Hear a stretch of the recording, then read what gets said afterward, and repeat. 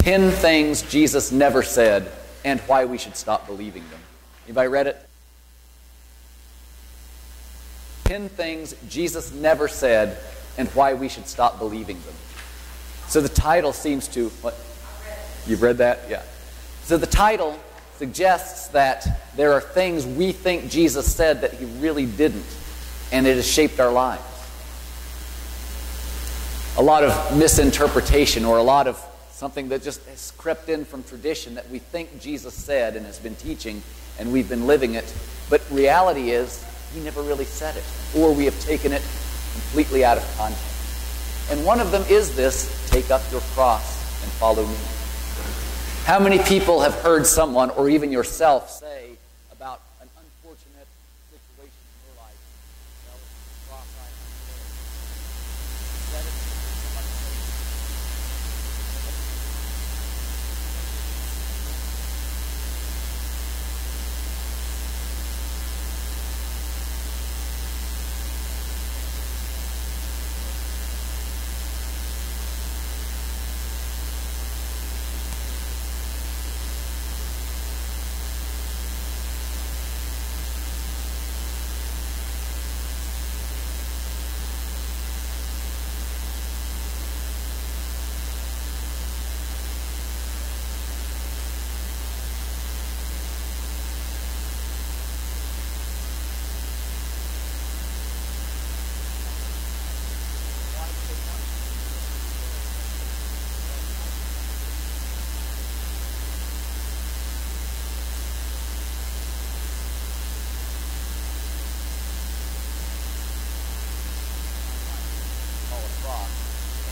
that's going to make me miserable in life.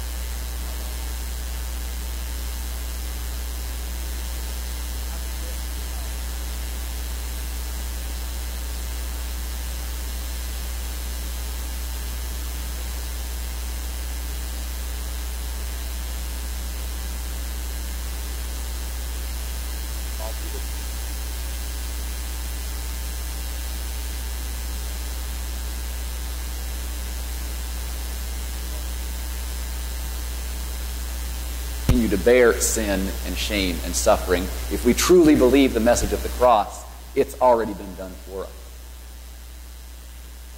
The cross had been the symbol of death and shame and pain and humility. And remember, Jesus said this before he was crucified, so the disciples and the crowd that were listening to him didn't really, have the same connection that we do. We're looking at it 2,000 years this side of crucifixion, kind of have a different perspective, and unfortunately it's kind of warped the meaning. But back in those days, before Jesus was crucified, the cross was simply a symbol of death. And so when somebody hears cross, they're filled with fear, they're filled with panic, and they're filled with, well, that's the end of that person's life.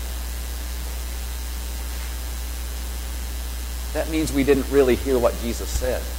What did he really say in this passage? Take up your cross and then do what? Follow me. How can you do that if you're dead? How can you follow someone if you're dead? So what he's doing is he's turning the idea of what the cross is completely around. He did that himself on that cross. What was meant to be death and shame became resurrection and victory and glory because of the resurrection. And that's what he's telling us to do. We take up our cross because we are dying to our old self. We are dying to the things that imprison us, our greed for wealth, for power, for fame, for notoriety. Yeah, following Jesus means giving up some of our also an invitation to a wonderful new life, free from the burdens of those kinds of worries, free from the strain of trying to grab on to all of this earthly material, whether it be what we were talking about, homes, beach homes, or money, or wealth, or spending 80, 90 hours a week at work so you can work your way up the ladder in your family life and your life with God suffers. Yes, we are putting some things in our life to death when we become followers of Jesus. But the life, the resurrected life that he offers on the other side, can't even compare. It goes well beyond the life that we're giving up.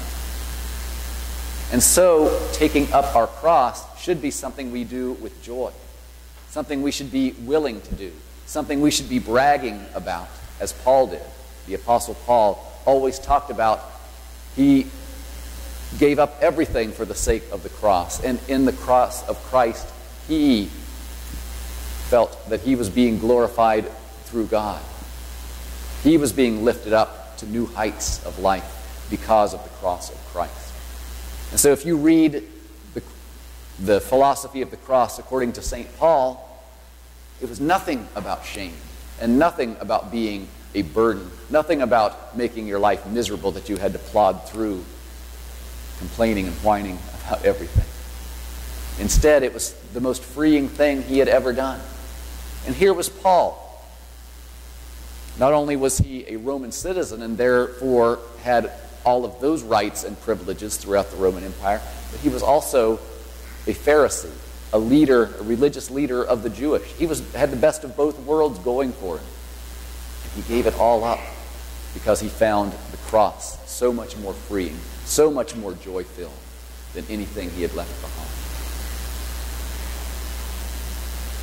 So what is our cross going to be?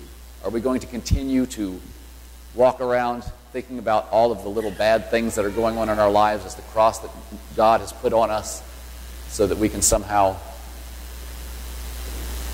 think that Christianity is about misery, being miserable? Or are we going to think about the cross as the things that we have willfully given up, willfully done away with, so that we can live joyfully and freely in the love of God as we go out and share what that really means with the world around us? Because let's be honest, who would want to be a follower of Jesus if they really thought that that meant somehow taking on all of these burdens and just begrudgingly bearing them out throughout the life of a Christian? Yes, we do need to give some things up, only so that we can see God's life much more clearly. And this is what the gospel is all about. As we were talking in the 30-hour famine last night, this is why we do these things. This is why we sometimes go without food voluntarily, so we can understand what the people who don't have a choice, how they feel. People who just happen to be born in an area where the desert is creeping in and they can't farm as effectively as they used to, and their water has been polluted. Of course, we here in West Virginia know a little bit about that. Last year, maybe not us in this area, but we all have friends and family in the Charleston area, Kanawha County, where they had to go without water about this time last year. So we know what it's like to have to do without. And we can empathize, not just sympathize, but empathize with those who happen to be in that situation. And the cross we bear is maybe to do without a little of what the excess that we have and share it with those who don't, so that we all will have enough food. Nobody has too little and nobody has too much. Little things like that can really change our perspective of what it means to die to the old self and live in the life of Christ. This is what bearing our cross, taking up our cross and following God is about. Not about death, not about an end of life, but about a new beginning. A beginning where everyone has access to the excess abundance of what God offers, His love, His forgiveness, His salvation, and yes, the basic human necessities. It all goes together. So as Christians, our call is to live carrying a cross. But it's not the cross of misery. It's not the cross of shame. It's not the cross of going around life whining and complaining about everything. But it's about going through life joyfully giving up those things we know aren't really doing us any good. Giving that up so that we can live life much more abundantly in the light and love of Christ, the one who has already borne the cross that gives victory to all. Amen.